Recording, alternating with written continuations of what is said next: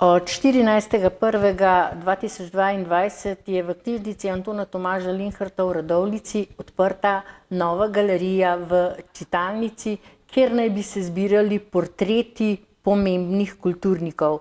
In ena izmed teh pomembnih kulturnic nas je pred 2 leti zapustila, je bila Alenka Bole-Vrabec, zato pozdravljam Boženo Kolman Finžgar, direktorica knjižnice Antona Tomaža Linharta v Radovljici. Dobar dan, lepo pozdravljeni vi in seveda vse gledalke in gledalci Gorenjske televizije. Ponosni smo, da smo obogatili knjižnico še z galerijo, namreč v tej galeriji naj bi se zbirali portreti pomembnih kulturnic in kulturnikov, ki so zaznamovali kulturno življenje, ga obogatili s svojim delom, tako v občini Radovljice kot širše. In vse skupaj se je zgodilo na predlog občine Radovljica, župana občine Radovljica Cirila Globočnika. Tako je, občina Radovljica je naročila portret Alenke Bole-Vrabec.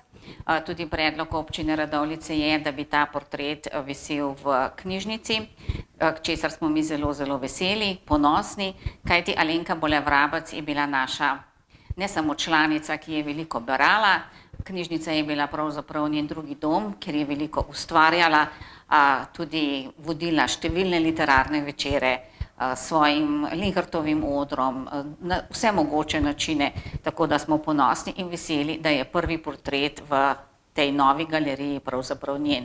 In v znak spoštovanja je bila podpisana posebna listina.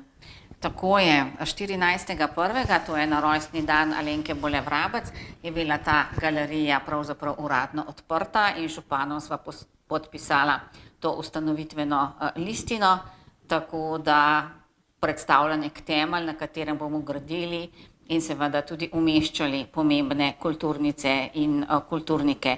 Radovljica je bogata s kulturnim življenjem, seveda za vsako kulturno prireditvijo ali čemarkoli stoji nekdo, ki to dela, razvija in skratka za vsako zadevo je oseba in takih oseb je tudi v Radovljici kar nekaj. No in seveda ni pogoj, da je človek odide z tega sveta, vendar pa boste zbirali tukaj portrete kulturnikov, ki so še živi. Tako je, zdi se nam pomembno, da ni smrt tista, ki da veljavo posameznikom. Menim, da si marsikdo, ki ustvarja kulturno življenje, ki prispeva in bogatitev kulturno življenje, dobi priznanje tudi še za časa svojega življenja. Vsekakor smo se pa prav ob primeru Alenke naučili, da pravzaprav nikoli ni prepozno. Če bomo koga zgrešili, je še vedno čas tudi kasneje. Torej, Božena, hvala lepa za tale pogovor in pa seveda občani, občanke in pa tudi mimoidoči vabljeni v galerijo v čitalnici v knjižnici v Radovljici. Najlepša hvala in seveda, tako kot ste rekla, vabljeni v knjižnico.